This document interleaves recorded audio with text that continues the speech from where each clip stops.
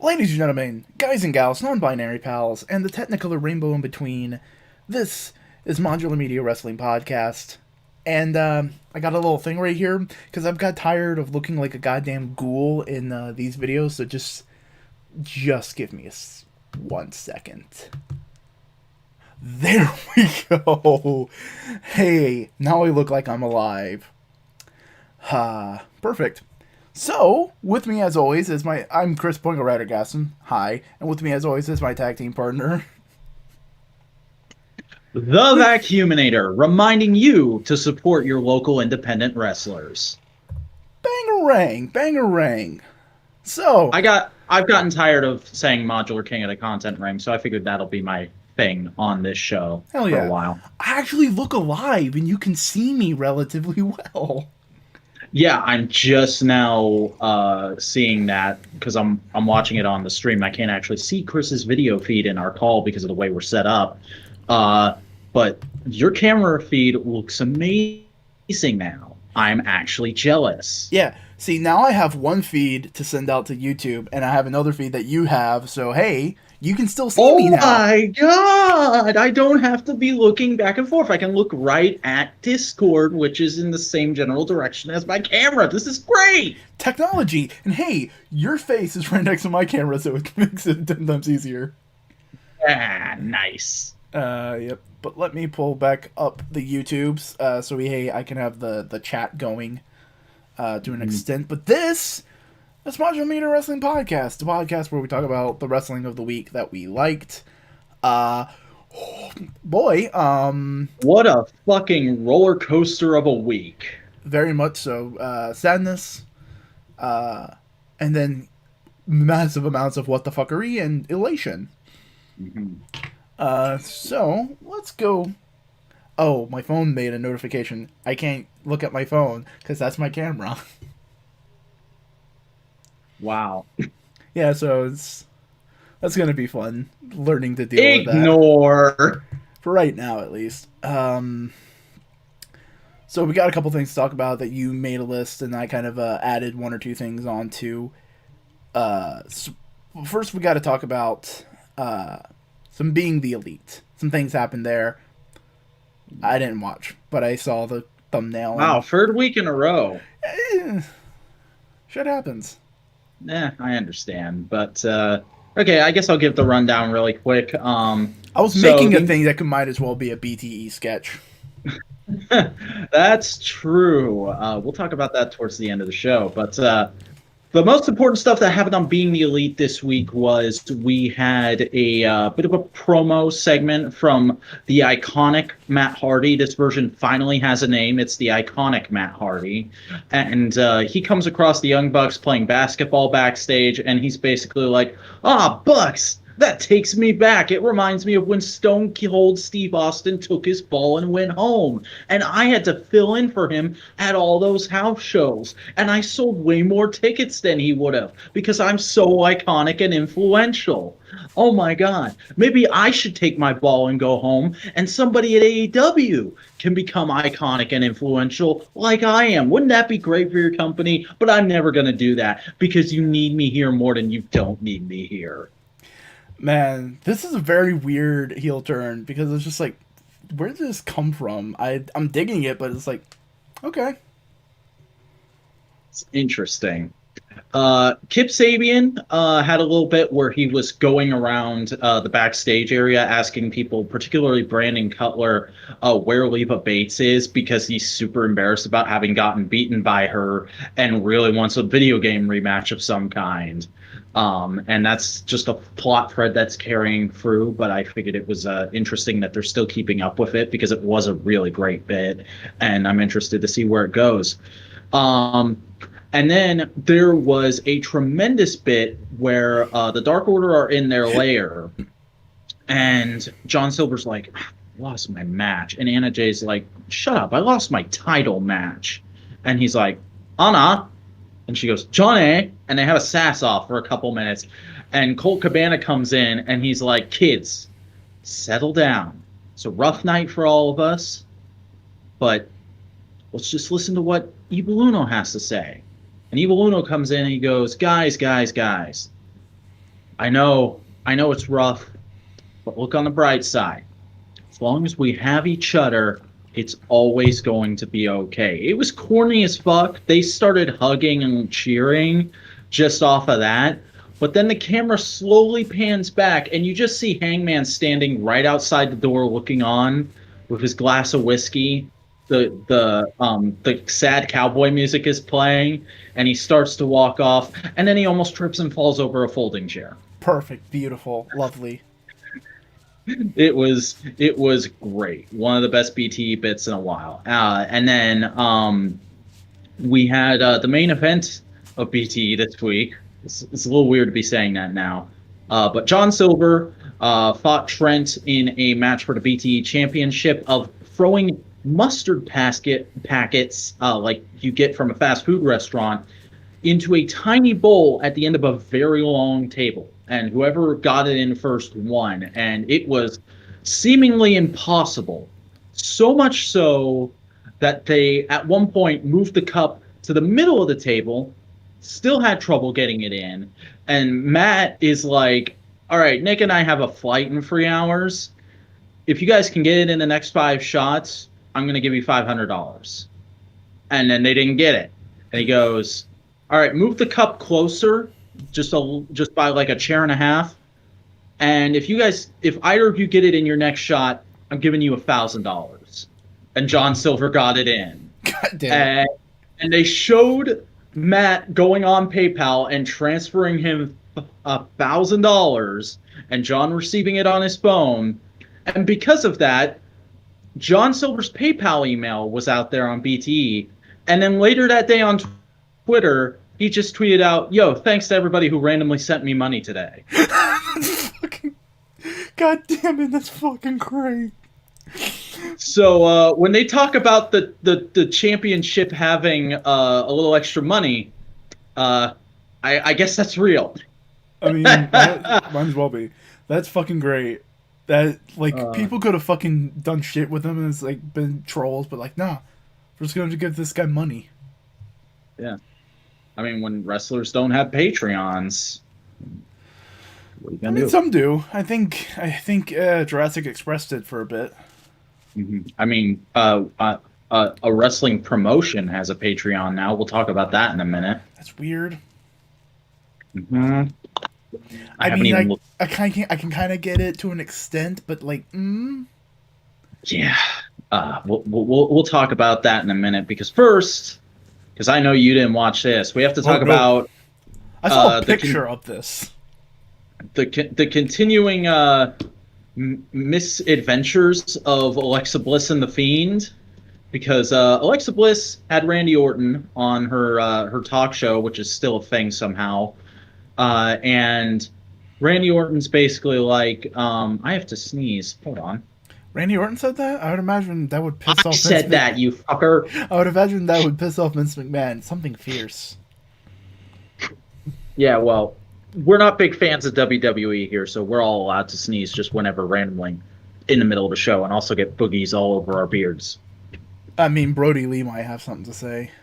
I mean, if Brody Lee came to yell at me just for sneezing, that would make my life. I was hearing something. I was trying to see what it was. I thought you were gonna do a bit. No.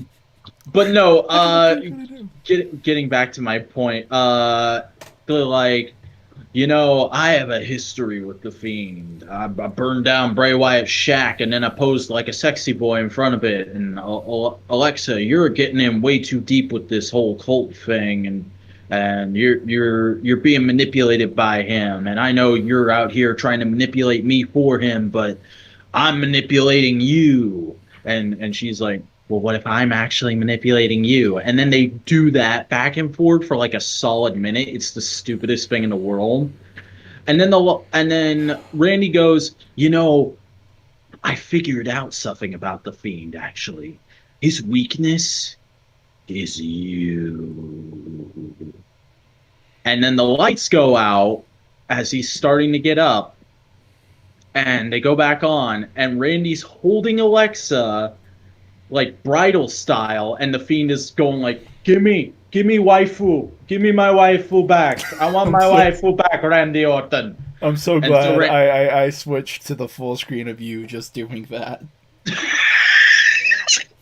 uh, so Randy gives Alexa back, and uh, that's that's the whole thing. Randy runs off right after that, and yeah, it's not great. I'm not a big fan of this feud so far, especially because it seems to be fundamentally shifting the Bray Wyatt character and the Fiend character a lot by making Alexa Bliss the Fiend's weakness. Like, I didn't really think of the Fiend as something that had a weakness, especially because the entire match style for the Fiend is just kick out after kick out after kick out. It's ridiculous. See, here's the thing. Um, Like, isn't this supposed to be like a Joker Harley Quinn? The Joker doesn't give two shits about Harley Quinn. yeah, like I watched Batman Assault on Arkham for the first time this week, and there's literally a scene in that where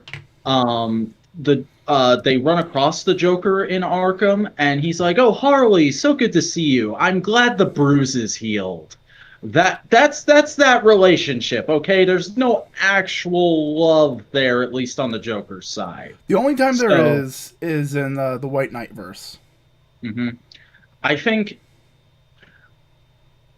like, I don't want to be accusatory or call anyone a fake fan, but I think the WWE writers might be more familiar with the the Tumblr emo pop culture version of that relationship. And if that's where this plot line is going in the long run, wow, I didn't think it was possible, but they might have finally found a way to turn me off the Fiend.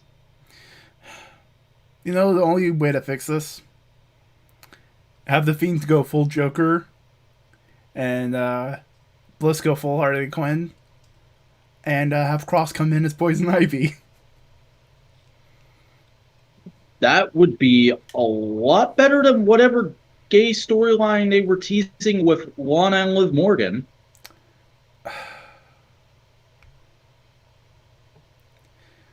Give Sonya Deville the gay storyline. She's gay. I mean, they were talking about doing that after the backlash from the Liv Morgan thing, and then somebody tried to kidnap Sonya Deville, so she's been on the shelf slash in protective custody for months. Lovely. That's the state of the WWE Women's Division, everybody. Yeah. Uh, But they put on, uh, but they have a okay storyline every once in a while, so that makes it better. yeah. I mean, as much as we defend AEW's women's division, I will say WWE's women's division is definitively better than theirs, and that's only because NXT's they women's have. division is better than theirs. I'm talking just like in talent alone. Talent alone, sure, but if you're going storyline and what do these women get to do? NXT is better than the main roster by far. Oh yeah, yeah. I mean, like, I'm not watching what's going on with Asuka right now just because I've heard it's terrible, and the way and what I have heard about it sounds terrible to me because she's basically playing second fiddle to Lana. Well, Asuka is the champion. She's doing this. And Lana's gimmick right now is she just keeps lucking into victories, and Nia Jax and Shayna Baszler hate her in a very Mean Girls sort of way. Of course, because that's the only way WWE main roster writers know how to write women's storylines. It's Friends or Mean Girls. It's it's so terrible. Speaking of terrible, Ooh. Yeah, no, I saw the hope deflate from your eyes in real time. yeah. Oh, So we talked about the announcement of this last week, everybody, but the first episode of NWA Shockwave happened on Tuesday. And it's all re-airings from the Fight exclusive show they've been doing. Very badly cut together re-airings from that Fight exclusive show. So not only are all these matches horribly out of date, but they're also just not that good to watch. I mean, let me run this down beat by beat very quickly. Show opens with Nick Aldis putting over the title match that's the main event, or was the main event like months ago. And I got really excited really quick because it's Nick Aldis versus Mike Bennett, who, if you don't know, is Mike Kanellis of WWW, WWWWWE. the Vinnie Mac show. He's from that. And long-time viewers of us will know that when the Canella side debuted on 205 Live, I was enamored with them. I wanted them to get a monster push because I thought they were great. And I've since watched some of their indie work, and I still think they're great. I really want the Canella side to be huge stars because Maria is still working with him because they are married in real life and they have 2 daughters. And that's what this whole match is sort of built around. All this is like, yo, Mike, I like you and I understand your predicament. It sucks what happened to you, but I gotta uphold tradition. I gotta protect this title. I gotta be the champion. And later in the show, Mike cuts a promo that's very much, I am here tonight to fight for my family. I am going to get that championship and that championship money because my family needs it. All I have thought about for months is this match, is winning this title so that I can feed my daughters. And it's like, oh, that's exactly what I want. Give me that hero daddy Mike Kanellis. He's got kids. Exactly. But the actual match really, really disappointed me. And since it's the main event, I'll hold back on it. And let's backtrack a little bit because after that Nick Aldis promo at the beginning, they went to Joe Galley talking about how NWA has a Patreon now. He doesn't link it. He doesn't talk about any of the tiers or like goals that they might have. He just says like, oh, thanks to our Patreon supporters for helping make NWA Shockwave possible. And he doesn't even like list out some supporters like you normally do when you thank Patreon supporters. It's just that one sentence plug. And I'm like, when the fuck did you guys get a Patreon? I never heard about this during Power. Was this announced on like one of those weird offshoot things you did during the hiatus? It's so bizarre that they would announce it that way, if that is how they announced it. And in the first episode of this new show, to not be like, hey, if you end up liking this, we have a Patreon. Here's an extensive explanation of what it is and how it works. If you want us to keep making this, please support us because we're kind of fucked right now. We need your help. Like, that's the angle they should have taken with that. Not necessarily like we're out on the streets with a tin can, but it just felt so out of left field and like they didn't explain it at all, which came off as so bizarre to me being a YouTuber and hearing people talk about their Patreons all the time. Is it Carneyland? Carneyland is an offshoot show they were doing on YouTube. I never watched any of it. So I have no idea. A Patreon. That might be what they're referring to. Yeah. But I have no idea how that works or what it is. But anyways, to get into some other little notes about the show, it's like I said, it's the re-airings of that fight show that they've been shooting at Thunder Studios. So there's no wrestlers, no fans in the crowd, no nothing. It looks like the episodes of Dynamite they did at the Nightmare Factory way back in the spring, if you remember that. Mm-hmm. It kind of reminds me of Impact a little bit. What Impact's been doing recently, just how their clips look and stuff. Because I've mentioned before that I watch clips from Impact when something interests me. But it's just not the best look, and it kind of makes all the matches just a little more dull than they normally would have been. Like, I'm not saying put wrestlers in there, but they should have done something to spice it up other than just having it in what looks like a big empty room with a bare bones staff. The opening match is Jordan Cruz versus Eli Drake. It's a very solid, simple opening singles match. Eli Drake wins after a body drop. Can't really say much else about it. And same thing with Camille versus Heather Monroe is what I would say were it not for the inclusion of Austin Body, who I have never heard of before. Apparently, he's been around the Indies for a good long time, but he is early Goldust levels of insensitive. Ooh. I did not care for his character at all. I'm sure he's a lovely person to talk to, but it was just weird seeing that character, that kind of character, in a new wrestling match. What would you say it was like? I mean, Like, he has caked in makeup, carrying around a fan. He's bald with a beard, and he's wearing like a glittery poncho. And he's constantly interfering with the match, trying to help Heather Monroe win. That kind of heel valet thing. okay. I can see that being bad, but like also, is are they a drag performer, or is it just like, oh, they're just a wrestler?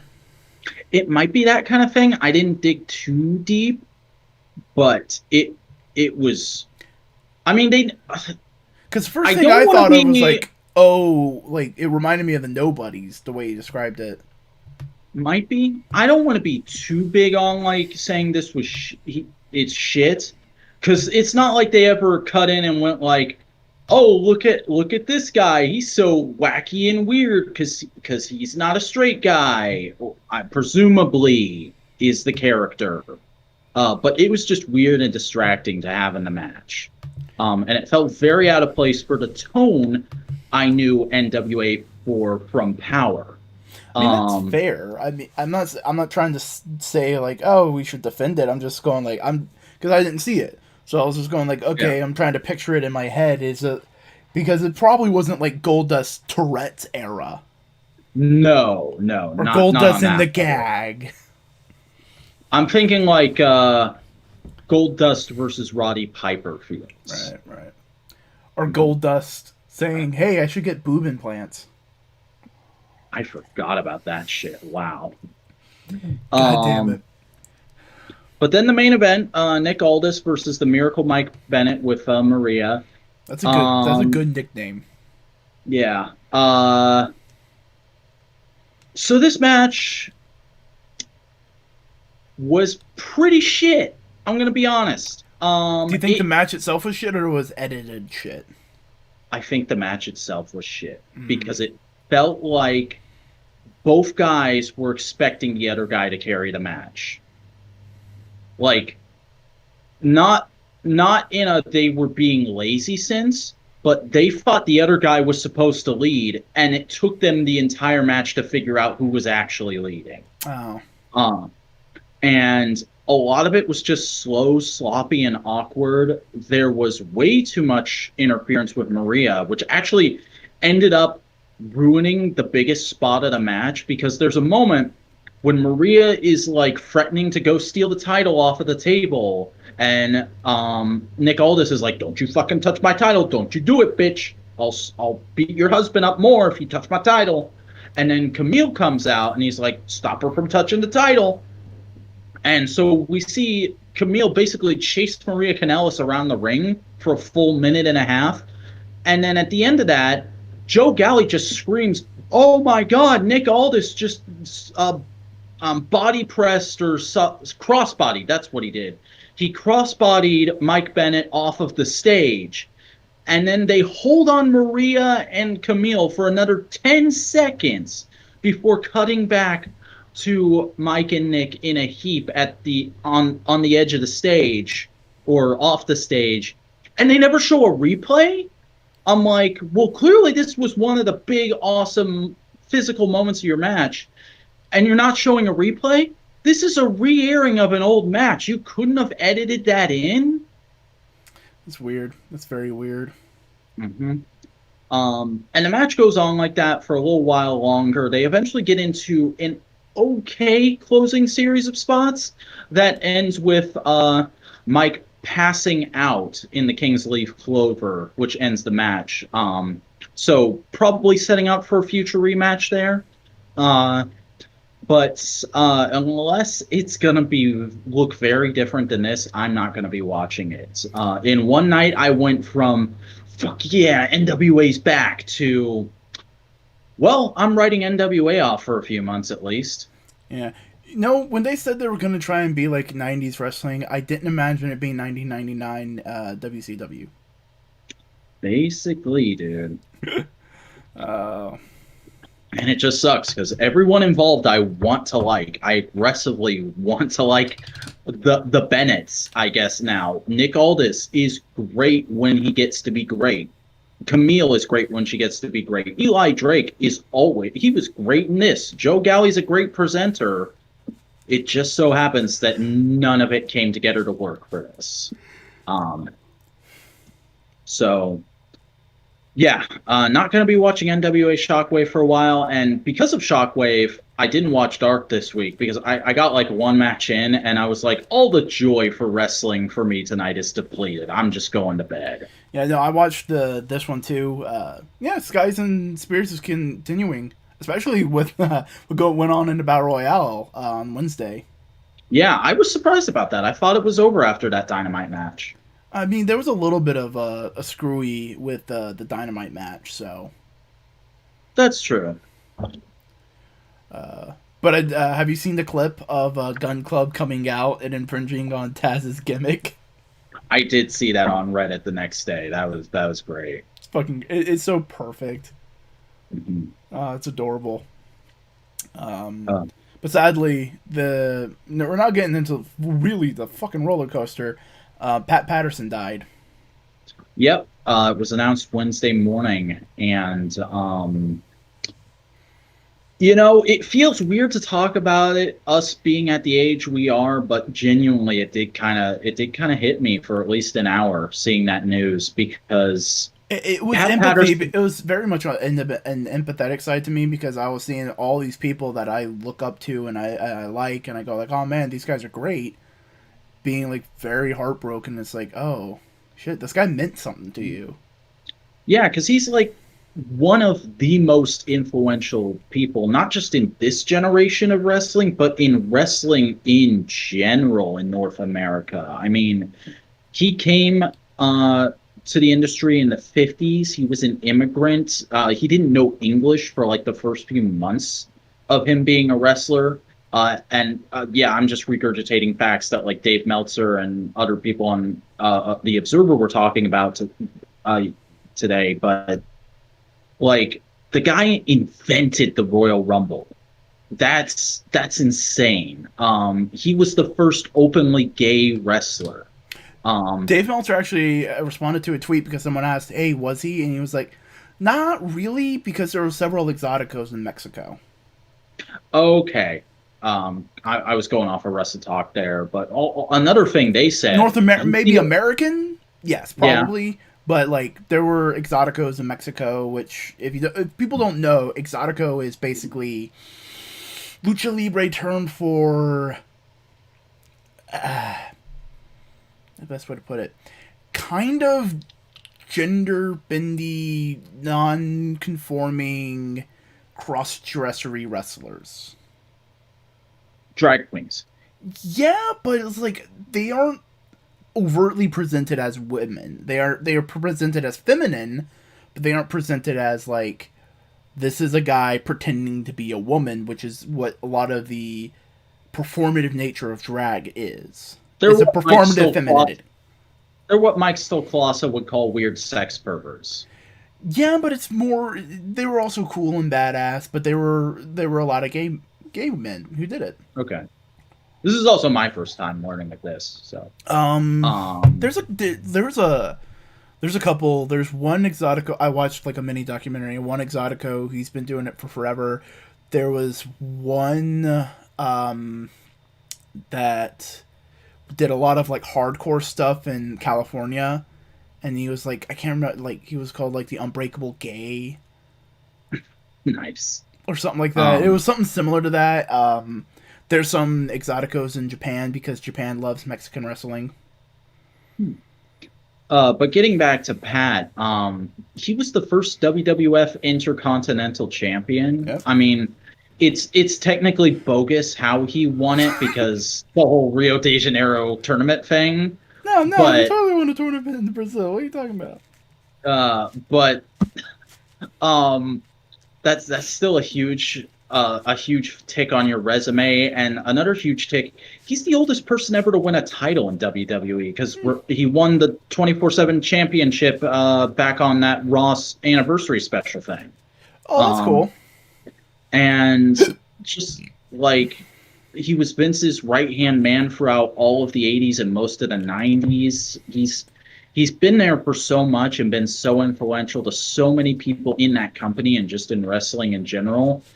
It's one of those things where I look at a person and I feel sad because they're gone, not because they meant something to me, but because they meant something to the world. I mean, and I don't feel like it's a sad, oh, I can't believe he's gone. There was so much more left to do. No, he lived a full life. He did everything he possibly could have done.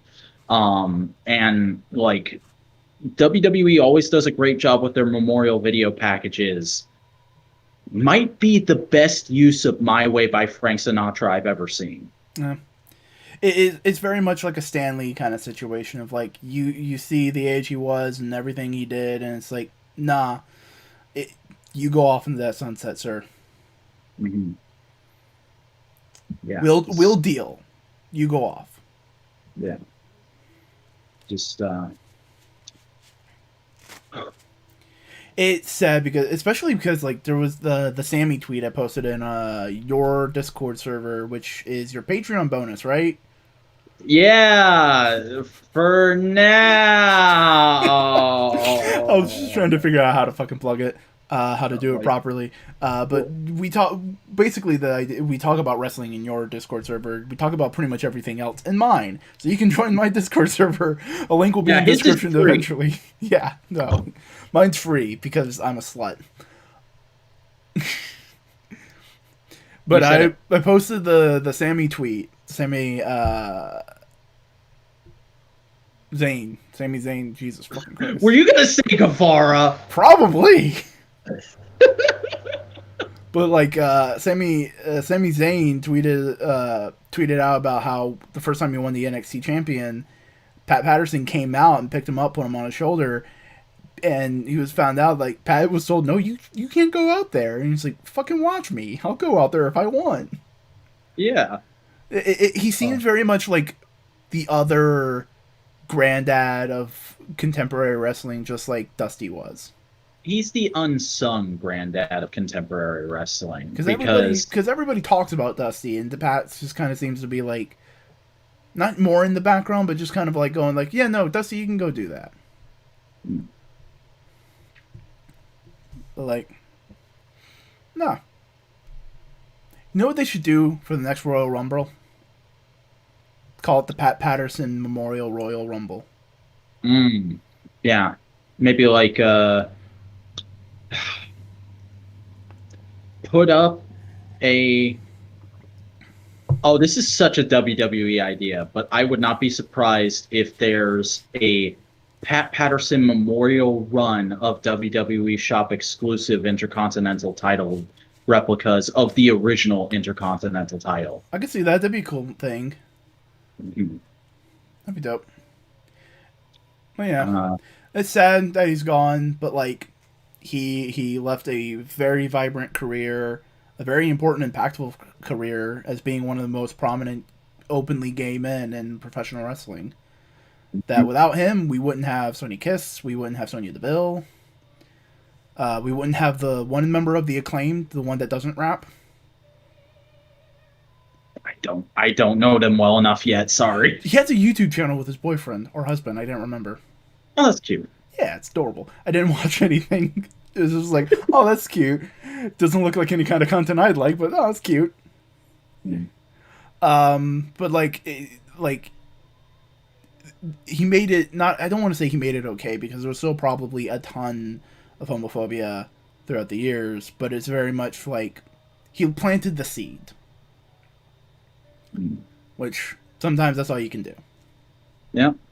What is a legacy? It's planting a seed for a garden that you will never see fully grown. Yep. But at least he got to see the tree starting to sprout. Mm-hmm. So they'll miss you, Pat. Carry on, wayward son. One thing that God damn it. Okay, so we got to talk about... I got duped, and I think a lot of other people did too. Okay, so real quick, there was a Twitter account that tweeted out, "Hey, we bought the rights to WCW from WWE. 50% of them. We're gonna start doing WCW again." And everyone was like, "Lol, no, you're not." And they went like, "Yeah, we totally are. We got this production crew called Skystorm helping us out." And everyone was like, "Okay."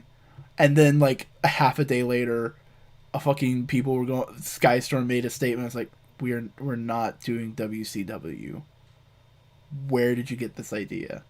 This is horse shit. Wow. So ultimately, to be honest, this is the most WCW move they could have made. We already have a contemporary WCW. It's called AEW. I mean, I don't feel too bad about being duped by this because Brian Alvarez was too.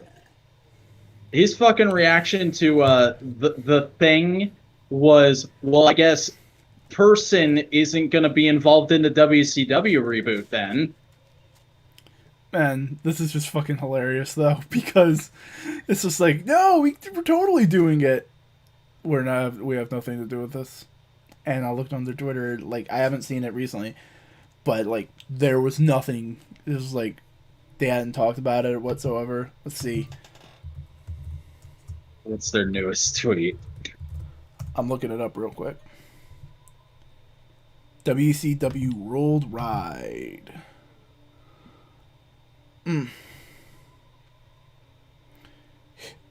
Nope, that's a podcast. I think it's just WCW reboot or like the WCW 2021. Yep, WCW 2021. Which already, that should be a giant red flag, because what company fucking dates their stuff like that? Dates their social media stuff like that. But I mean, like, I did not hear that it had been debunked till I got home from work. So at work today, I legitimately had the thought, yo, what if Paul Heyman just goes up to Vince and is like, please let me try again. Give me ECW, please. Okay, oh my god. So people, they posted like fucking fake license agreements and things like that. Okay. December 2nd, tweet. Breaking. After consideration, we have decided to seek out other video production companies in order to secure a much better location. A much better location for WCW Greed on October 10th, 2021. We'll let you know when we've secured and finalized a location for future events and tapings. And then a gif of Farouk. It's Farouk, isn't it? Going, damn. Like they got so caught. It's a full-on joke, but they're committed to that date and that name. I wouldn't be surprised if this actually ends in like some sort of big joke on that date. I don't know. Oh no, it is full-on joke, because someone was talking about you know who in AEW, and someone was like, so he's not going to WCW 2021, and he was like, sadly not, but we can always get Sting from the Police.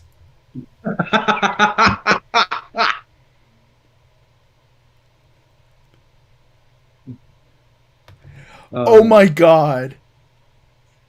Who in AEW runs WCW 2021 and knew Sting was coming back just to do this bit, talking about the damn gif? And then there was like going, this guy, and it's Dr. Evil. This is very... Will you be now I'm trying to think. Will you be bringing back Blockbuster Video next? A gif of Austin, Stone Cold Steve Austin going, oh hell yeah. This is troll. This is fucking beautiful. Somebody should ask them if the Great and Powerful Oz is going to be involved. This is so fucking great. So this went from whoa what to oh stupid fucking people to oh this is funny. This is nice. This is good. I like you. I hope this is just beautiful trolling and it'd be hilarious. Because I mean they got everyone. They got So everyone, and now everybody's going like, "What the fuck is going on?" Again, it's the most WCW thing they could have done. uh, it's great. But yeah, so it's time to Let's talk. light the fuse and bring Time. the boom. It's time to talk. It's time to talk. But we gotta hold off a minute. We gotta hold off a minute because we gotta talk about some other things first. We gotta talk about the Dynamite Diamond Battle Royale, and this was fun. It was fun. I liked a lot of it. However, and I'm gonna make you mad here. I'm sorry, but I think the wrong guy won. Oh yeah, no, like at this point in time, they're leaning on Orange Cassidy's popularity. No, I don't want to say to bump ratings, but to basically kind of They're capitalizing on it while it's there because yeah, they don't know if it's gonna last. yeah. And like I understand that, I get that from a business standpoint. However, to paraphrase Dolph Ziggler, it should have been Jungle Boy. Yeah, Jungle Boy would have made a lot of sense, but also like it's a cool spot with Sammy Guevara because hey, you can do some stuff with that. That exchange on the apron, man. Holy crap! I Oh was yeah, on the edge of my seat. John Silver got some beautiful moments to shine. Hangman got Mhm. beautiful moments to shine, The Dark Order catching Hangman, I lost and it. he was confused. And was like, whatever, just put me back up. Fucking Spears and Scorpio having that fucking stare down. Mhm. That was And just the intense. whole time until the match is like almost over, just MJF is just sitting down in the corner with Sammy and Wardlow trying to guard him. It's like It was like this is Sammy. It was like MJF. It was MJF, Sammy, and then Wardlow. mm. But like, oh um man, it's great. There's a and Matt lot. Hardy got a shit ton of eliminations. Like they are getting ready to push this heel gimmick he's working. Oh yeah, especially because he eliminated one of his proteges, and then eliminated John Silver to a massive amount of booze. That was awesome. It's like, yeah, no, that makes like it's so good. Mhm. Everything on this was just really really solid. I Yeah. enjoyed it, and I really like And Wardlow being the smart guy, going like, no, no, no, we're not done. Orange is outside. He hasn't been eliminated yet. mhm. And next week MJF will get the ring back, so that'll be fun. He'll get the wing back by screwing over Orange Cassidy, and then we're gonna have Best Friends versus Inner Circle again. But it's like a Potentially, yeah. different section of Inner Circle. Mhm. It could be fun. It's the outer circle. Um, I guess you can say the same thing about Kaz versus Chris Jericho. Yeah, it was just like, hey, this is a match that hasn't really happened. We're doing kind of a pay per view. Let's just put it on as kind of like a novelty match, a special event kind of match. Hmm. No real big build up, but it was fun. It was good. It was two classic veterans pulling out some of their big hits in a match. Yeah. And then it ends with Jericho actually being put into the walls of Jericho by Kaz. Also And known as MJF just a regular old Boston Crab. and MJF threatens to throw in the towel, but Sammy Guevara and the rest of the Inner Circle come out and they're like, "What the fuck are you doing?" Well, actually, everybody's doing a whole different thing. They're all on different pages. I think Hager was like no interference whatsoever. Ortiz had the 8 ball and he was like, "Yeah, let's get him." And Santana's just like, "What are you guys doing?" And Sammy grabs the towel from MJF. Right as Jericho gets up, turns around, and sees Sammy with the towel. And so they start fighting as Jericho hits a Judas effect and rolls up Kaz. That move is still very protected, by the way. And then after the match, Jericho basically gets on the mic and he's like, "Stop the fucking fighting! I'm sick of this shit. You guys, next week, either you're going to agree to start working together or Inner Circle is breaking up for good." So there's going to be a big ultimatum Inner Circle segment next week, which I was okay with. I was like, okay, that should be fun when I first saw it. But then Brian Zane kind of made an excellent point that, like, it feels like we're taking a step backwards here because after the Las Vegas thing, that should have been like them bonding and actually becoming blood brothers, and then they should have just been thick as thieves heels for a few months before there was infighting again. I can get that, but like I can understand like maybe this is also like one of those Chris Jericho misdirections. That's what I'm hoping. Like when MJF first approached Chris Jericho, I was like, "Do you want to join the Inner Circle?" I don't know. Do you want me to join the Inner Circle? One of those bits. I'm very much hoping that's the kind of thing it is because I did enjoy it. I enjoy everything with the Inner Circle and MJF so far. So like I'm hoping this is going to be interesting, but I do kind of acknowledge it might be a bit of a booking misstep. It might be, but like AEW is not perfect. Just look at how they introduced the FTW title. They introduced it before Cage lost, which would have made a lot more sense if he got it after. They've done stuff like this before, and I don't think this is going to be like, oh no, MJF is out of the Inner Circle. It feels very much more like they're trying. Wouldn't that be hilarious if MJF got kicked out but Wardlow got to stay? Perfect, beautiful. And then and like Wardlow goes like, I can't. I'm contracted to him. It's like, no. I got Tony Khan to write you a contract. You're good. Mm-hmm. Or Jericho's just straight up like, dude, I do a cruise ship. I'm in a rock band. I have money. Yeah, no, you're cool. MJF, you're a fucking loser. Get out of here. That would be the most blessed ending to this storyline. He loses the diamond ring to Orange Cassidy, and that's the ultimatum. MJF, fucking get out of here. We like Wardlow. You can stay. Yes. And literally just recreate the SpongeBob bit of Mr. Krabs going, "All right, that's it. Get out of here. Get out of here. Everyone, get out of here. You can stay." Yeah, no. It's fun. It's fine. The match was fun. Also, I really like how they were fucking putting over that Kazarian fucking won over Okada. Someone looked it up. Turns out Okada has never won a match against Kazarian. Oh shit! And they've had like 5. I've never even heard about Kazarian's and New Japan history. It may have also been like when Okada was a young boy on excursion. That's true. But like, no, apparently Kazarian's Okada's kryptonite. That's amazing. Kazarian should just be in everyone's corner during Okada matches now. Just to freak him out. It's like, God damn, I can never win against this fucking white boy. He starts like a Patreon, the Okada Protection Service.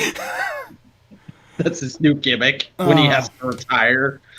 Speaking of gimmicks, everybody got a great introduction to the Acclaim's gimmick. Yeah, because we talked about the Acclaimed a couple weeks ago. They've been kind of just getting slowly developed on Dark for a long while. They've been enjoyable on Dark. But they made their Dynamite debut because the Young Bucks are being interviewed by Alex Marbez next backstage about their TH2 match that's coming up. And they basically say they're going to be fighting champions, and if TH2 wins next week, they will get a title shot. And then the Acclaim just come in, and they do a rap review of the cover to the Young Bucks' new book, basically being like, yo, you brothers, and it looks like you're looking at each other's penises. That's kind of cringe, bro. And then TH2 come in and beat him up. Yeah, I mean, but it was a good little, like, freestyle. Yeah. And it gave you a really good introduction to the characterizations because it feels very much like one guy's just pure hype and the other is going like, no, I'm a little bit more methodical because I have to think about things and rap. However, I would like to announce that we will be suing the Acclaimed for gimmick infringement because we made that joke last week. Oh, everybody's been making that goddamn joke. It straight up looks like homoerotic fucking Photoshop edits from Tumblr. It kind of does, yeah. I get what they were doing, but still. But SCU does come in with Christopher Daniels in fucking casual Friday wear. Well, he was working in the Dusty position beforehand. Yeah, I'm not. It was just like that's not a great, like, that's a weird look on you, Christopher Daniels. Not used to that on you. How about that? Christopher Daniels is a human person. He's just a human person. But then we had a fucking ladies match. Yeah, Dr. Britt Baker, DMD versus legit Layla Hirsch. Goddamn, Layla Hirsch is fucking great. You've been saying that to me because you've been watching Dark more regularly than I have, and like, goddamn, she's my favorite. So good. She's like my favorite women's wrestler right now. I love that Ollie Davis called her Lady Taz. That's such a great description. It's a perfect comparison because they're both they're wide. They're low to the ground, and they're just fucking, no, we're just wrestle machines. I suplex. And they're way more fluid than you think they're gonna be. Oh yeah, no. Like, Layla Hirsch is fucking great. Her look is great because it's very athletic, it's very Olympian, but it's not like, oh, she's just a Kurt Angle kind of person. Yeah. Or American Alpha. It's very much, and like, oh yeah, Russian's part of her gimmick. It's part of who she is, but it's not like fucking Russia. You know what I'm saying? It's not like early Lana. It's not like WWE and the flags and the tanks and the anthem and the soldiers. No, and they very well acknowledge that. No, she's an immigrant. She is an adopted daughter of Americans. But this is part of who she is. This is part of her heritage. This is part of, like, and it kind of just puts into. Oh my god. Layla Hirsch is wrestling Supergirl. God damn it, why do you gotta bring everything around Supergirl? It just hit me and I couldn't help myself. Does that make Miro Superman? I mean, he's got the looks. He's got the looks. Oh no, like, here's the thing. Like, I appreciate all Superman depictions, but I would read the fuck out of a comic where Superman looks like fucking Miro. Muscly, bearded Superman is my definitive Superman. Big, thick boy Superman. Give me thick boy Superman. Superman needs to have muscles upon muscles, but be the kindest, nicest dude in the world. Oh yeah. Here's the thing. Batman needs to be like a swimmer's body. He needs to be a ninja. He needs to be svelte. He needs to be stealthy. Superman needs to be big, chunky boy. Mm-hmm. And but Wonder Woman needs to be built like Layla Hirsch, but taller. Yes. Layla Hirsch is bordering on chunky, but tiny and badass looking. But here's the thing. It's not like chunky as in like, oh, she is like chunk. It's not fat. It's very much like, no, that's muscle. Yeah. It's I don't want to say meat on the bones because I feel like that's a polite way people use to refer to fat, but what it gave me that kind of feel of like she's just got that little extra bulk.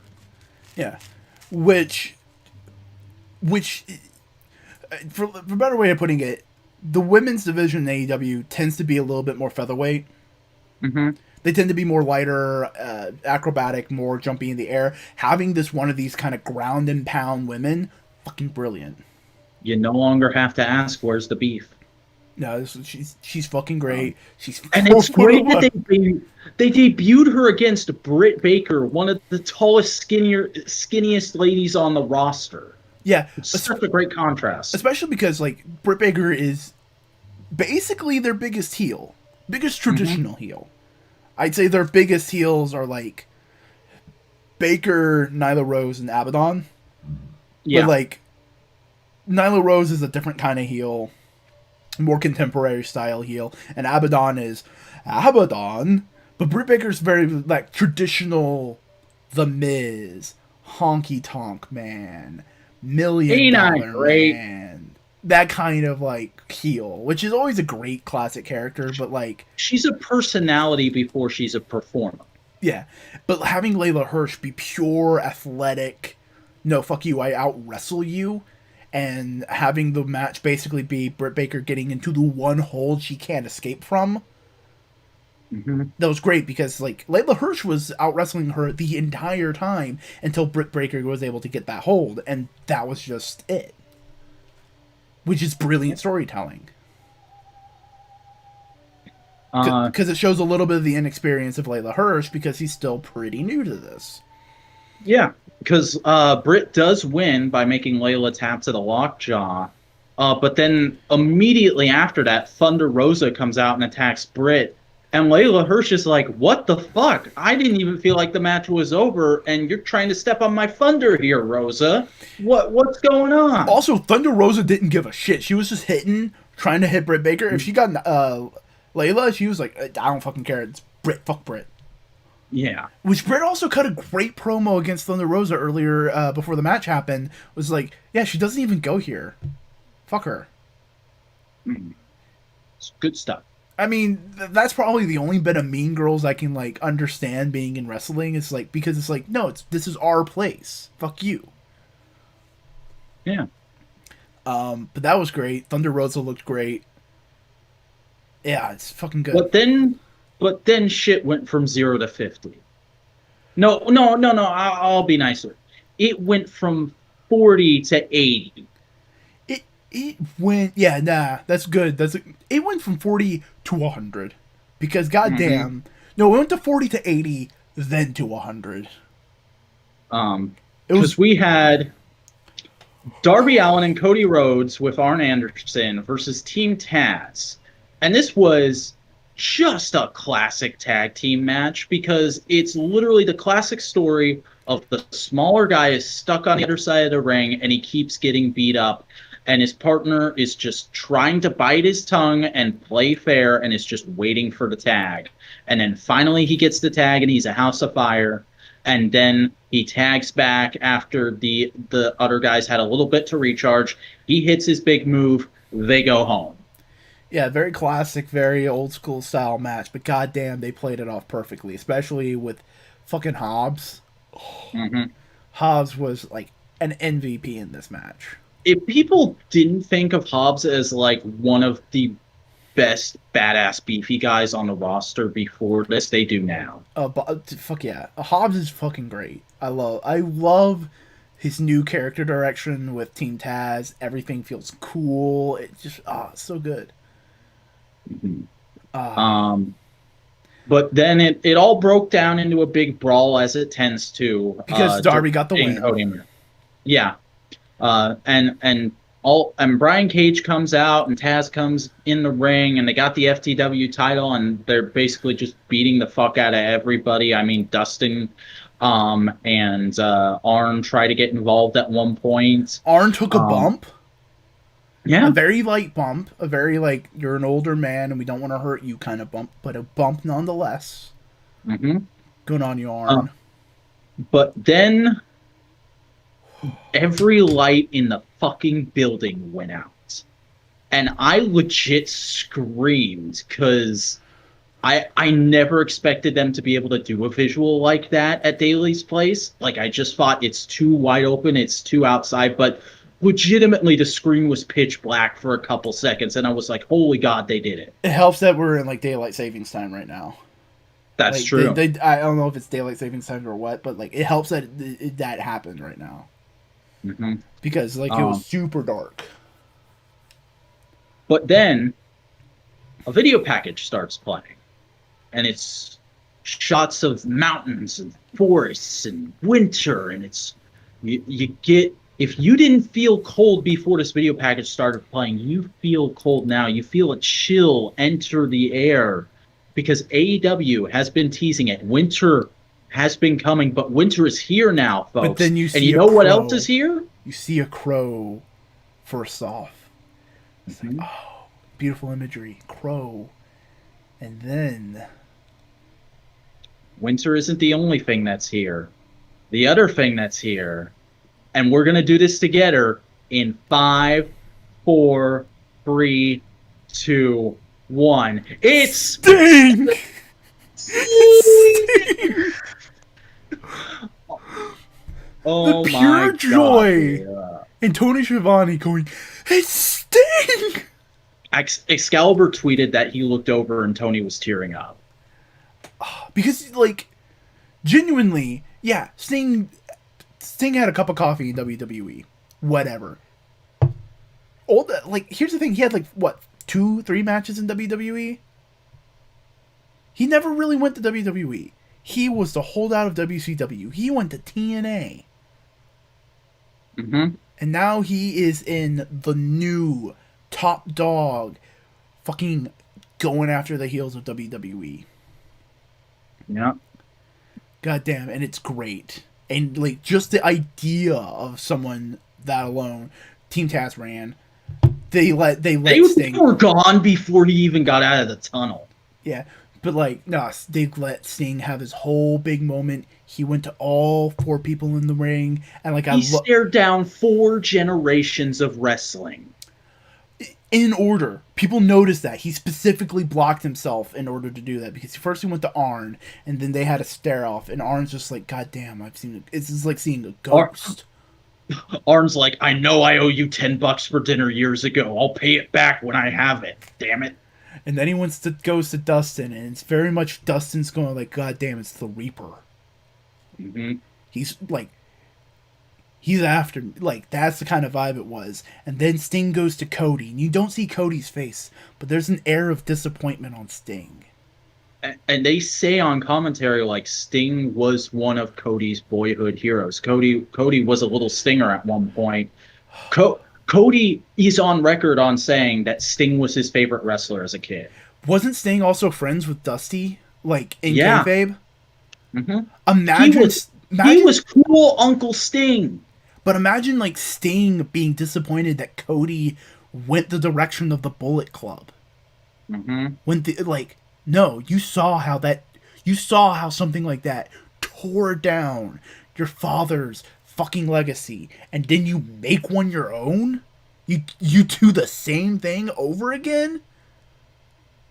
Shame. And it's like it was like a very disappointed face there.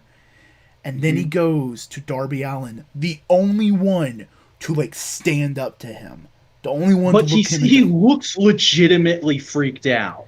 It's very much like it's very much like fucking it's Booster Gold facing Doomsday. It's like, I don't know if I can do this, but I gotta try. Yeah. And like, Sting looks like he's thinking, so you're the new model. Let's take you for a test drive. Because he's going over and looking, and it's like, only half the face, okay. He's trying to like gauge Darby, and Darby's just going like, what's he doing? And it's very deliberate to kind of put you in the mind, no, Darby's a new Sting. Mm-hmm. Darby's that kind of vibe. If it wasn't obvious, with him sitting up in the crows, with him getting all the emo badassery, with him having fans that painted their face like Sting had fans like that, with Cody fucking saying, do you think Darby looks a little bit like Sting on commentary at one point? There it is. Goddamn. Here's the thing. I'm so happy Sting is here because he will get so much love, so much adoration.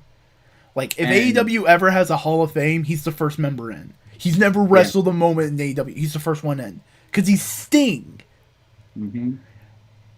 And, I have a feeling they are treating this insanely. Did you see the title for the clip on YouTube? Where were you when Sting made his debut in AEW? Goddamn. But, like, I have a feeling Sting only has maybe, like, 10 matches left. Like, he doesn't, like, don't do too many. He has, like, 5 matches. Have you read up on all the behind the scenes stuff with this? I know he's multi-year contract and he's gonna be a semi-regular appearance on Dynamite. No, he's full on regular appearance, they said. Yeah. Same amount of time as like fucking anybody else. Like, Well, yeah, they got a lot of hats to That's juggle. what I'm saying. It's like semi-regular on Dynamite, meaning like, yeah, he's probably going to be there once a month, every other He may week. not be on every week, but he'll probably be there every week, I would guess. Because goddamn, just having Sting in the locker room to Mhm. give advice, to talk to the new wrestlers, to basically go like, no, let me help you out, along with Arn and Dean Malenko and Billy Gunn and Dustin Rhodes. Like, goddamn, Chris Jericho, What a Kazarian learning tree. Daniels. Goddamn, like so What a much. learning tree AEW is.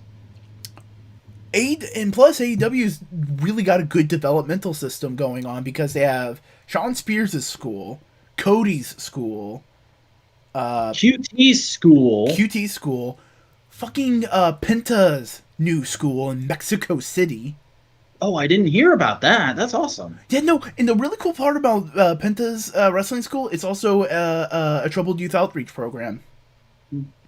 And Audrey Edwards, she trains other lady referees in her spare time. Goddamn, like, and we'll talk about this more later. I feel like AEW is trying to set themselves up as a hub, Mm-hmm. as like the hub of the spokes of wrestling. Mm. Kind of like how AWA was in the territory days, how like Georgia was in the territory days, where it's like, yeah, there's a bunch of territories, but if you want the really good shit, you'll tune in there every once in a while. But goddamn, Um, Sting. Also, but did you see what Pro Wrestling Tees said about the Sting shirt?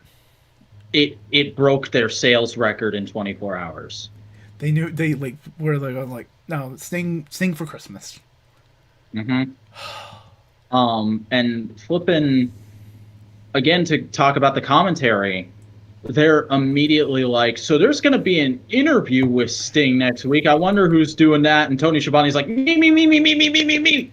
God damn it! Like, there's only one other person who loves Prime WCW more than Cody in AEW, and that's Tony Schiavone. Mm-hmm. But goddamn, like, Because he was there. he was lived there. it. He lived the World Championship Wrestling. He was there he was there at the start of the Monday Night Wars. He was there at the end, and he saw the downfall. And now he sees all this hope and optimism, and this love and appreciation for what came before. And it's just Dude, like, you know what Tony Schiavone's character is? hmm, He's Han Solo in The Force Awakens. God damn it! What would that make Jr. Chewbacca. Perfect. Uh, No, this was just but fantastic. It was great. um, He looked, so but I like again full on matches. I don't want him to do a ton. He's older in age. well, his spine is fucked up. He He's has gotten full-on spinal stenosis, but he has gotten corrective surgery like Edge did before his return, and yeah. he said he could make an in-ring return. And everybody wants one last match from the Stinger. But Tony Khan did say in an interview, I think it was like late last night or just today, that basically they want to involve Sting as much as possible, but they're going to be handling him with real kid gloves. There are no plans for a match right now. He's not going to be taking bumps except for very rare occasions, and they will be the most protected bumps in AEW. I can see that because it definitely feels much more like he's a force of nature to guide. Very much like Arn is the guiding idea of sport within AEW. Like he's the person kind of it feels like he's the person kind of guiding everybody towards here's sport, here's wrestling. Sting Sting feels is the spirit of vengeance. spirit of vengeance, spirit of like storytelling, spirit of like because ultimately Sting was probably one of the first people to really add a large element of metaphor and poetry into wrestling back in the day. But to put just like a little end cap statement on this, I am not a religious man, but if I were to make one request to a god that may or may not exist, Darby Allin retires Sting. That would be that would just be amazing. But Oh boy, like no, this was just fantastic. Like I was having like here's the thing, I didn't grow up watching WCW. Neither of us did. No, I got into wrestling in 2018, dude. Yeah, I I got into wrestling pretty late too. But like seeing Sting was just like a moment of like, oh my god. He just has like they're calling him the icon because Sting has this undeniable perfect look that just instantly makes you go, no, this guy's the baddest person on the planet. He has this presence, and it just like honestly, it took me to a moment of like watching WCW. Like it wasn't You get a little bit of what that felt like. yeah, it wasn't watching AEW for like that brief moment he was walking out. That was WCW. He was walking out to fight Ric Flair. He was walking out to fight Hogan. And then I think a part of it is his face. Like not the face paint, but his actual facial structure is so unique. Yeah, but then he walks into the ring and he goes to Arn and go like, yeah, WCW. And then he goes to Dustin and it's like, yeah. And then to Cody and go like, yeah, this is AEW. And then he walks to Darby and he's like, fuck yeah, this is AEW. This is a place that respects the past, honors the past, but doesn't bow at the feet of the past. It is for the future. It aims for the future, and the past is there to help them because fucking Sting and Darby. Sting and Darby, dude. Darby Allin. But then they went to commercial, and when they came back, Dustin Rhodes versus 10 was announced for next week, as well as FTR versus the Varsity Blondes, which is Griff Garrison and Brian Pillman Jr. Which is going to be fun. Brian Pillman's great. Team has a name. And Abaddon will be in action. They didn't say against who, but it's probably going to be like a squash match to get her up in the rankings a little more. Yeah. Red Velvet? Red Velvet. I don't want to say for certain, but it feels like a comfortable thing, especially because, hey, if they make it slightly more competitive, it makes Red Velvet look good, but also, hey, Red Velvet's one of their more up-and-coming stars. But also, they fucking showed crowd reactions to Sting, and everybody was just freaking out. Mm-hmm. Young, and old. Tony said in an interview before the show that their ticket sales numbers were the same for that show that they were for Full Gear. So that was a packed crowd. Oh, as packed as you can have right now. Oh, very much so. But like people were bowing. We're not worthy. Mm-hmm. God damn. And I love that they showed that after the fact. They let the moment be the moment instead of constantly cutting to fans. No, but like you can tell someone was there going like, "That's a good reaction. Save it. That's a good reaction. Save it. That's a good reaction. Save it. That was good. Save it." Mm-hmm. You know, it was something like that. But goddamn, fucking Sting. Fucking Sting. But we go backstage. I'm sorry, go ahead. Also, this is a great misdirection because it's like something huge and big and monumental, and you go like, oh, okay, nothing else is gonna that big is gonna happen tonight. Yeah. We'll get to it. But first we go backstage and Marvez is talking with Sheeta and he basically asks like what's gonna happen with Abaddon, and she's like, I'm not scared of some that is what Hikaru Shida sounds like apparently. I'm not scared of some zombie cosplayer. I do cosplay all the time. It's totally fine. It's fine. It's fine. What the fuck was that? I'm leaving. It was great, especially because can we do that over again? No, we're live. Oh, I'm leaving. Bye. Like this was a great segment because it gives some really cool character development to Hikaru Shida. It adds a lot of the air of it to Abaddon because it gives you that kind of like, is it atmosphere with AEW? Because here's the thing, AEW is very, very, very real world oriented. Like they try to justify all the gimmicks. Well, they're meant to be sports based, but they have a little something for everybody. Like they explain Orange Cassidy as like, oh, it's mind games. He's playing with them. He doesn't care. He's having fun. That kind of thing. And he can go if he wants. And they explain Luchasaurus as, hey, we're all in on the joke. He's a dinosaur. And it's like an acknowledgement of like, yeah, we're wrestling and he and his character's a dinosaur. So there's a Chris level. Statlander, she's just fucking weirdo. Who cares? Yeah, and they go and like this is a great like little. Is she? Is she a zombie? Is she not? With Abaddon, Hmm. it's like, is what's going on here? The only thing I would have added, and it's not even like a thing that says that would like that does that's because it's not there takes away from the segment, and I pitched it to you is like, I would have had like Hikaru Shida like trying to wipe away the blood that she can still see, but it's not there anymore. She's that Yeah. freaked out. It's like, oh, Yeah, you it's told not that to me, clean. and I was like, that's a great It's idea. not clean. It's not clean. Mhm. Freaking out about it like this much. It's a little thing that I thought would have been cool. It didn't need to be there. Mhm. But then we get one more announcement, which is that next week there will be a trios match: Lance Archer and the Lucha Bros versus Eddie Kingston, the Butcher, and the Blade. That's gonna be fucking hard hitting shit. Oh yeah, I'm excited. And we got this thing interview promo announcement for next week. But then John Moxley is backstage, and he says there's tension in the air. Feels like a holiday at Dynamite today. There's just something special about it. Everyone's all dressed up, all nice and all ready, except for Christopher Daniels apparently. Um, Christopher and Daniels looked fine. It's just I didn't expect him to be like the dad pouch with the shirt.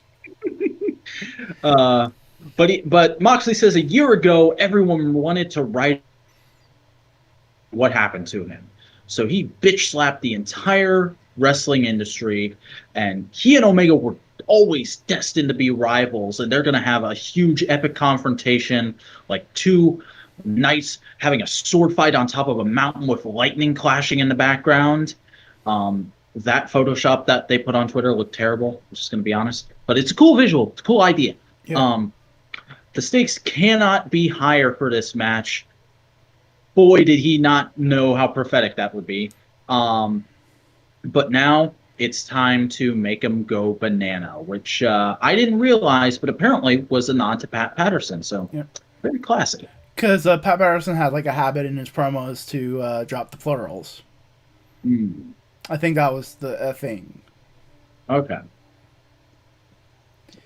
But then we had our main event: Kenny Omega versus John Moxley for the AEW World Championship with Don Callis on commentary. Okay, do you want to fucking bury the lead, or should we just immediately start talking about the fucking angle? I mean, the thing about this match is it was fine while I was watching it. It didn't pull me in until the last few minutes, really. There were some cool moments. I love the bit when they're sitting on the chair and slapping each other. Um, but I think nobody's going to remember this match in a couple weeks outside of the fact that the match ends with Kenny Omega rolling up John Moxley and getting a free count after doing a one-winged angel. Nobody is kicked out of that move in WWE. That was pointed out on WWE? AEW. God damn it. But that was pointed out on the Wrestle Talk podcast tonight. And I hadn't noticed that, so that's great booking. And he had done a series of V triggers to Moxley before that. And also, Don Callis had distracted the referee and slipped a microphone into the ring, which Kenny fucking just stabbed Moxley in the forehead with. And you could hear the thunk throughout the Yeah. arena. And it was a beautiful distraction angle, too, because, like, I did not notice that the microphone was in the ring until I saw Kenny grab it. Oh, yeah. Like, it was that good. Like I saw it mainly because I noticed that the sleeve around it had gone off. But like the John Moxley, the talker, the guy who can weave a web, getting undone by a microphone. Mm. So Moxley goes down, picks him up, one-winged angel, rolls him up, 1, 2, 3. Kenny Omega is your new AEW World Champion, just as we all thought. But not as we all thought. Don Callis immediately grabs him and books it the fuck out of there. Oh, Like, literally, the camera follows him in one of the best oneers I've ever seen in film or wrestling.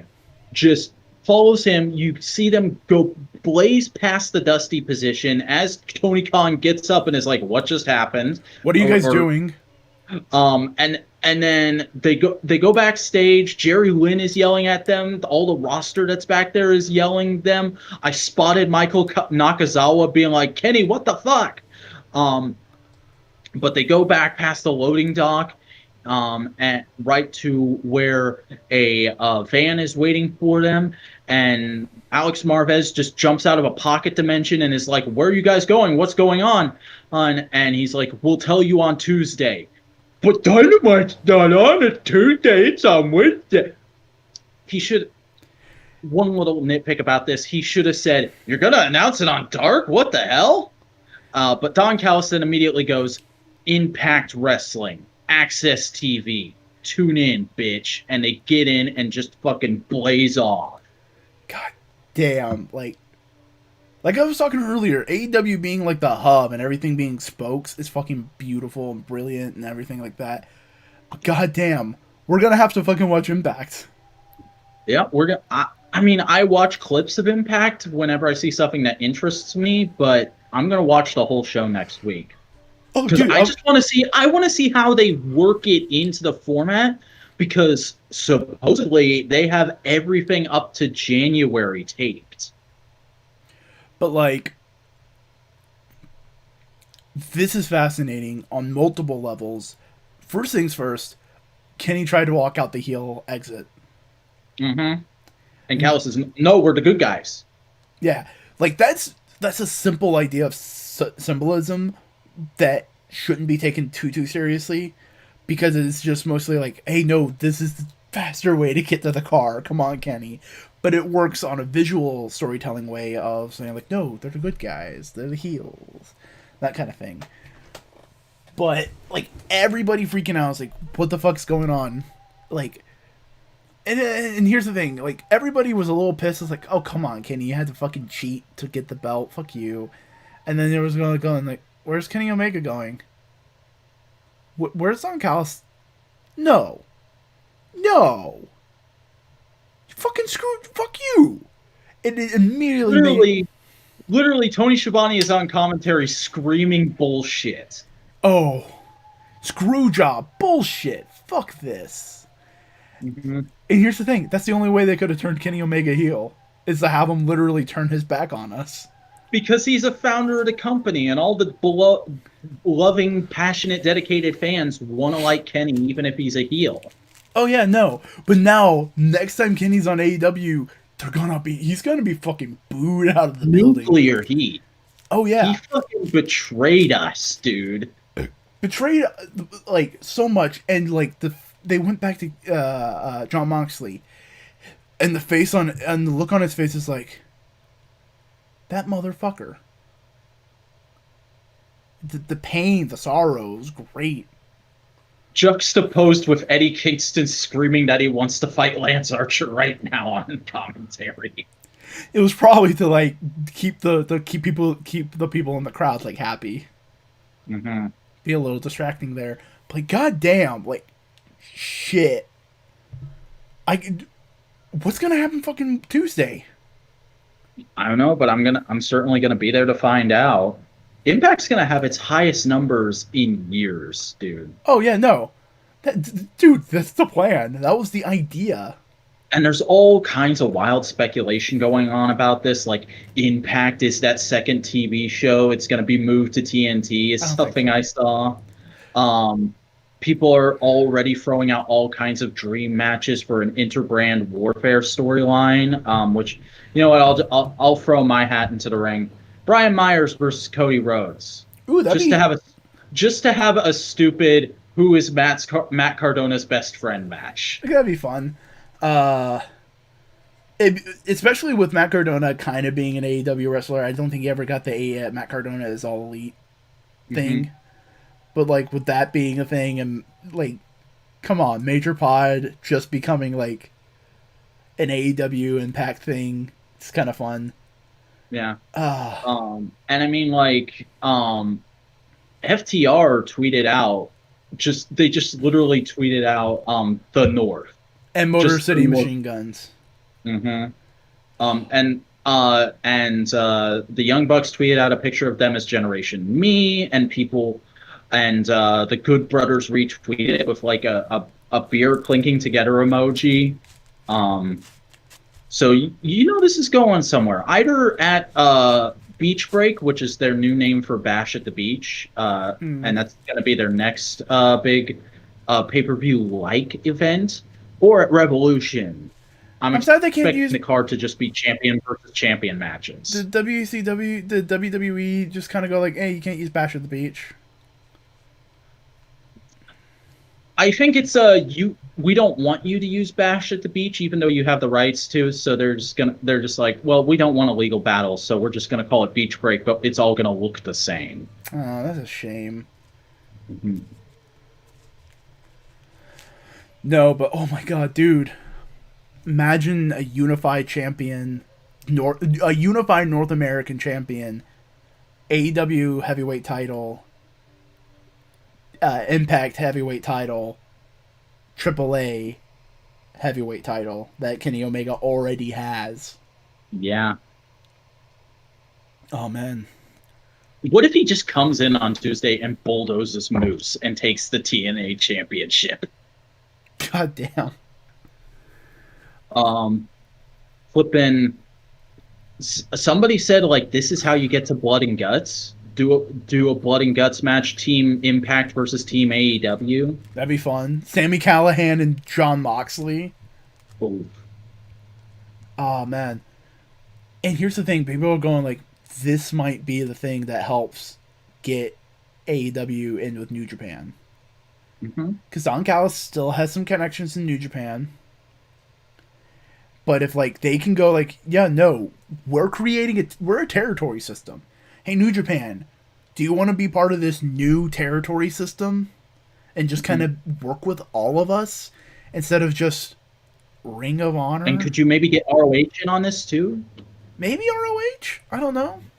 I But like, mean, that's the thing that really blew me away about this dude is I remember when Dynamite was just getting started and they put out like a general survey people could fill out of being like, so how are you feeling about AEW so far? What are some of your hopes? What are some things we could work on a little bit? And one of them, and like there was a bit where you could just sort of free form write things, and I remember I literally put in there, my biggest hope is that this is a gateway to a modern version of the territory system.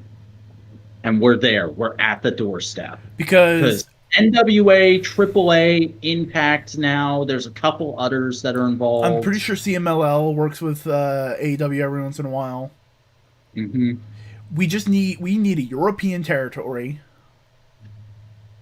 because ultimately AEW is kind of the South. It's in Jacksonville. It's South. It in Impact's kind of north. They're headquartered in near Canada, I think. You got AAA in Mexico. If they get New Japan, that's Japan. The Europe, like like And I mean, with this kind of interconnectedness, it actually makes sense to call wrestlers independent contractors again. it really solidifies it because they go like, no, they're go work in Impact. We don't have anything Uh-huh. for Impact.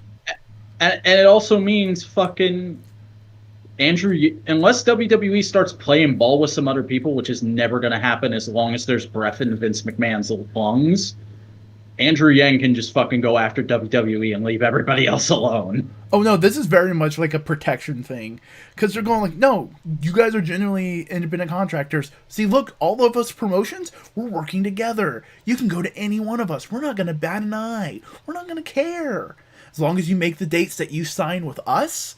We're happy. God damn. But like, if they make that big a splash of a North American thing of going like, "Hey, New Japan, do you want to keep working with Ring of Honor, which has a limited fan base, dwindling? It is limited. It is limited in what it can do, what it will do, what the budget it has. And instead, do you want to work with AEW, Impact, who you've had a working relationship before, and you work with Don Callis, AAA? How many independent circuits does AEW work with? Pro Wrestling Guerrilla. Mm-hmm. Excalibur still owns part of that. There's something there. How many how many Dude, wrestlers CZW. CZW? How many wrestlers just have their own little small independent promotions to help train wrestlers? Mm-hmm. Thunder I mean, Rosa if they're just started going a to, promotion. I mean, if they're going to Impact, Hornswoggle's got an independent promotion. Yeah, and Hornswoggle's there. Like Jesus Christ, this is very much changing the landscape of wrestling. Because to wrestling fans, WWE is now second banana. People laughed at it, but Tony Khan was right when he said the balance of power in wrestling is about to shift. Because here's the thing, I was looking on Squared Circle, and normally after a Dynamite, it's like 50-50. 50 WWE conversations, 50 Dynamite conversations. 50 W, like, that's kind of the vibe on Squared Circle after a Dynamite. Dude, nobody watched NXT this week. Nobody. And Sting here, wasn't on fucking NXT. and everybody was just going like, oh my god, fucking Dynamite. AEW, AEW, AEW, over again. Actually, hold on. Let me look on Reddit real quick, because goddamn. Like, I normally go to bed around 11:30 midnight. Because I finish Dynamite just after 11 usually. I'm on a bit of a delay. But I was up like an extra hour and a half last night just trying to process that show. It was so good. Oh, it is very much. Hold on, boop. I got signed out of Reddit for some reason. And like another thing I thought of that like just kind of spitballing what they can do on Tuesday. I would love it if Don Callis weaves this yarn of like I've I've been so mad ever since AEW was announced. The Generation Me just went off and created all entitlement wrestling. That's what that's what AEW really stands for. I'm so sick of those kids, and I can't believe my good, wonderful little nephew fell in with that bad crowd. But finally, he saw the light and he came and he said, "Uncle Don, I have a plan to win the AEW World Championship, and I want you to be there." And I said, "Okay, but on one condition: you bring it to Impact Wrestling." Because look at this beautiful belt. Look at this belt. Look how amazing it is. And look at it not being on its home promotion. Doesn't that t-shirt company look like a bunch of schmucks now? But like, there's so much motivation that you can talk about with Impact, not just anything like that, but like, Impact never dies. Impact was the second promotion for years in America. Mm-hmm. It was Impact. It was TNA. Like, for all the LOL TNA we can talk about now, it was fucking TNA. Total non-stop action. For years, it was the second promotion. And then, couple bad booking decisions, couple setbacks. They had to go into the back. They had to go into the background a little bit, sure. And then all of a sudden, this brand new company comes in and just walks in and goes like, "We're second banana now. We're the top dog. Forget Impact. Forget Ring of Honor. Forget all of that shit. It's AEW. There's WWE, and then there's WWE, and then there's AEW, and then there's the rest." Excuse the fuck out of you. Why are you taking food off our table? But also, it's very much of like, no, we're Impact. We're the best. Like, we were here before you. Fuck you for thinking you can just. Oh, you have broken Matt Hardy? That's cool. We made broken Matt Hardy. Like, yeah, genuinely, there's a lot of things like that. No, I'm looking on Square Circle right now. Let's see. Dynamite spoilers. Pro Wrestling Tees just posted something insane talking about the 24-hour record. Dynamite spoiler, Tony being sure to interact with fans. Picture of a dude dressed as Sting in 1999. Because, and I'd say, yeah, no, that's a Dynamite thing now, because Sting is in Dynamite. And it's kind of like, oh yeah, Dynamite, it was good while it lasted. John Moxley versus Kenny Omega, match stats. Ending of last night's Dynamite was probably one of the coolest endings in wrestling shows I've ever seen. Sami Callihan, after what happened last night, someone tell John Moxley we have some unfinished business. Current lineup of AEW champions, Eddie Guerrero thing, so first non-AEW thing I've seen. Could you, God, think about, like, just in character, think about being John Moxley waking up today having lost the title, it getting stolen and taken to another company. You got a kid on the way, and now Sammy fucking Callahan is like, put him up, motherfucker. Your old tag partner you haven't talked to in years. Here's where you can watch Impact Wrestling. A little reunion between two legends, it's Sting and Arn. Young Bucks on how last night's event transpired. AEW Dynamite in Canada. Kenny Omega responding to criticism for last night's action. Dynamite spoiler, it's Rebel, not Reba. Dynamite spoilers, AEW Winter is coming in its nutshell. Great shot of Chris Bay holding the Impact World Championship belt. And here's the thing, I'd say that's part of AEW. That's part of the AEW conversation. Have we talked about WWE yet? Let's continue. Dynamite spoiler, Grandmaster meets The Apprentice. AEW seems to be debuting, doing her interview show for YouTube. Here's the first WWE thing. Justin LaBar, Triple H said Pat Patterson loved coming to NXT takeovers, and he would have been tears in his eyes at the end of some events. Said during the break of NXT rehearsals, they put up a Pat Patterson versus Sergeant Slaughter on the big screen for talent and crew to enjoy. It was like being there live. Sweet. WWE. Yeah. Chris Statlander. By the way, just let me really quick say, I did watch that match for the first time yesterday before Dynamite. It's a fucking barn burner. Also, you love Sergeant Slaughter. Yeah, Sergeant Slaughter was the first wrestler I ever liked because I liked him from G.I. Joe before I even knew he was a real wrestler. And, that's my new favorite Sergeant Slaughter match, honestly. Here's a picture of Rich Swann and Stu Young. The Sting AEW signing on the roster page. Dynamite spoiler. Here's the thing. I've seen more Impact on Squared Circle in the past 24 hours than I've seen in the entire time I've ever been subscribed to this subreddit. Jesus fucking Christ. Impact's viewership was there, but it was just barely holding on. They're going to get a flood of people right now, and right now is a great time for that to happen because while I'm not up on most of it, they are doing a lot of really interesting stuff.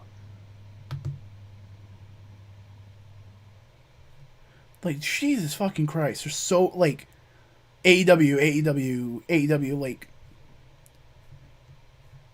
for what, it's not 50-50 right now. It's gonna be 50, it's gonna even back out, it'll even back out in a month. God damn. When the Royal Rumble comes around, it'll even out. Oh yeah, no, it will. But Jesus fucking Christ. We're watching Impact on Twitch because, hey, it's free there. Yeah.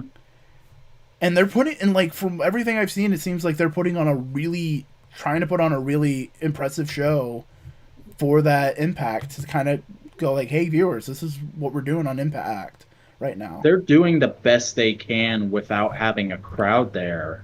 And what little Impact I have watched in the last couple of weeks, it is very solid production. I'm seeing if I can find the card for Impact next. On AEW's subreddit. I just thought of something. They may have actually factored this into their filming. Because a few months ago, I was listening to the Major Wrestling Figure podcast, and Brian Myers said that he had just gotten back from the last batch of filmings for that year, and you guys are not going to believe some of the shit we did. It's insane. I mean, they didn't have a crowd, so people couldn't have talked about it. Mm-hmm.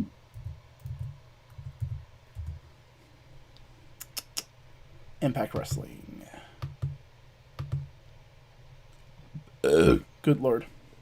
Debriefing for an AEW fan. I'm on the Impact subreddit. UK-based AEW fan, but I want to check out Impact. If you watch AEW 2, apparently Don Callis will be with Kenny Omega on Impact. It is basically a good number of AEW fans going hey, what do I need to know about Impact? Because I'm excited for next week. And this Impact for dummies, please. Impact needs to make sure they don't fuck up the Twitch stream. God damn, this is fucking great.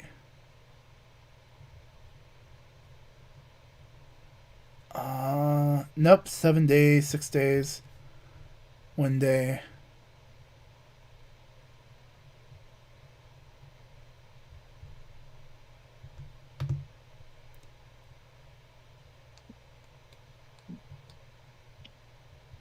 Oof, that's a fucking take. Anyone not happy with this recent development? I avoid AEW for a reason, and now one of the main reasons for my avoiding it, besides the dumb booking and the Bucks, is showing up on Impact this coming Tuesday. I'm glad Impact airs on Wednesdays in the UK because we need another fast forward moment, like it always is with me whenever the Good Brothers, Whit Swan, and Eddie Edwards appear on screen. Damn. I I get wanting to do more interpromotional stuff, but not with Jacksonville Dixie and his sniveling money hound stinking up the place.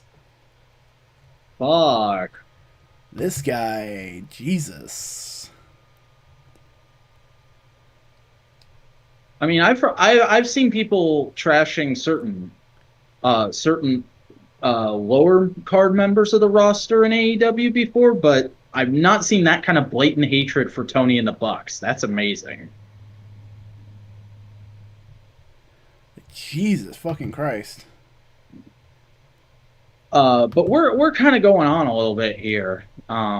Is there really much else to say about this? We won't know much more else to say till next fucking week. It's gonna be insane. But before we go, because you and I haven't talked about this literally since last week, how's that game coming? It's coming. I spent a whole day trying to work out the logic for the multiple endings. I got it figured out pretty good. Now it's just filling in the details, filling in that kind of stuff, and making sure all the visual elements work right and are in the right place. So I'd say we're still about 85% because the logic took a little bit longer than I thought it would. It was a little bit more work because what would happen was I would get a part of it done, and I thought, okay, that. Hold on. Okay.